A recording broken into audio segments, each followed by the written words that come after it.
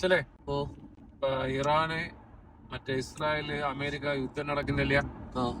അതിന്റെ ഭാഗമായിട്ട് ചെറുതായിട്ട് യു എയിലും അതിനൊരു എഫക്ട് ഉണ്ടായിരുന്നില്ല. എന്തെല്ലാം മലയാളം ചാനലുകളിൽ കാട്ടുന്ന പോലത്തെ എഫക്ട് ഉണ്ടോ യു എയില്? ഇല്ല, അതാണ്ട് അങ്ങനത്തെ ഒരു ഇതൊന്നും ഇല്ല. ഓരോന്നെല്ലാം തള്ളിയിറക്കി വിട്ടവന്റെ ബുർജ് ഖലീഫ അവരെ ഒളിപ്പിച്ചു കഴിഞ്ഞാൽ അള്ളാന്റെ അങ്ങനത്തെ സിറ്റുവേഷനേ ഇല്ല. ചെറിയൊരു ത്രെട്ട് ഇതുപോലെ ചെറിയൊരു ഇതുണ്ട്. നാട്ടിലെ സംഘടനക്കാരെ വിളിച്ച് അന്വേഷിക്കാം. ഓൻ ഏറ്റവും അടുത്ത ചങ്ങാത്തന്മാരെ വിളിച്ച, ഫാമിലിയിൽ എമ്പാടും അടുത്ത ആൾക്കാരെ വിളിച്ച, പിന്നെ ഒരിക്കലും പ്രതീക്ഷിക്കാതെ നമ്മൾ പ്ലസ് ടുവിലെല്ലാം പഠിച്ച് എമ്പാടും കാലം കോണ്ടാക്ട് ഇല്ലാത്ത ആൾക്കാര് കോണ്ടാക്ട് പോയിപ്പോ മേ ബി ഇൻസ്റ്റാഗ്രാമിൽ വരെ മെസ്സേജ് കൊല്ലങ്ങൾക്ക് ശേഷം മെസ്സേജ് അയച്ച് അന്വേഷിച്ച ആൾക്കാരെല്ലാം ഉണ്ട്. അപ്പൊ എല്ലാരും അന്വേഷിച്ചാണ്. പിന്നെ കാര്യമായിട്ട് ആൾക്കാർ അന്വേഷിച്ചില്ല.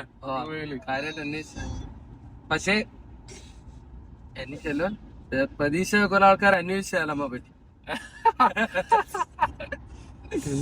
എന്നാ നമ്മ സംഘത്തക്കാർ എല്ലാരും ഓൾമോസ്റ്റ് എല്ലാരും വിളിച്ച് അന്വേഷിച്ചു.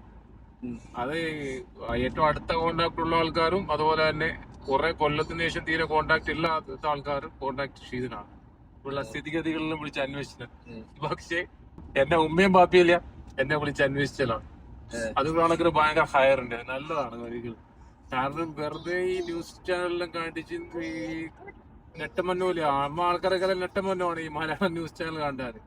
അത് കണക്ക് നോക്കുന്ന ഉമ്മയും ബാപ്പയും പിടിച്ച് അന്വേഷിക്കാത്തില്ല. എപ്പോഴും ഫെരക്ക് വിളിക്കണ്ടേ? ടെൻഷൻ ഉണ്ട്, ടെൻഷൻ കിട്ടും. ഇല്ല, ഫെരക്ക് ഫോൺ വിളിക്കണ്ടേ. പക്ഷെ യുദ്ധത്തെ പറ്റി ഇമ്മക്ക് ഒരു ഡിസ്കഷൻ നടന്നതാണ്. അതൊരു ഹയറാണ്. അതുപോലെ തന്നെ ഈ ഒരു സമയം നമുക്ക് പറയാനുള്ളത് നാട്ടിലെ എല്ലാ ചങ്ങാതക്കാർക്കും അതുപോലെ നമ്മ ഫെരക്കാർക്കെല്ലാം നമ്മ സുഖവിവരങ്ങളെല്ലാം അന്വേഷിച്ച എല്ലാവർക്കും ഈ ഒരു വിഷയം ഒരു നന്ദി പറയാൻ ആഗ്രഹിക്കുന്നില്ല.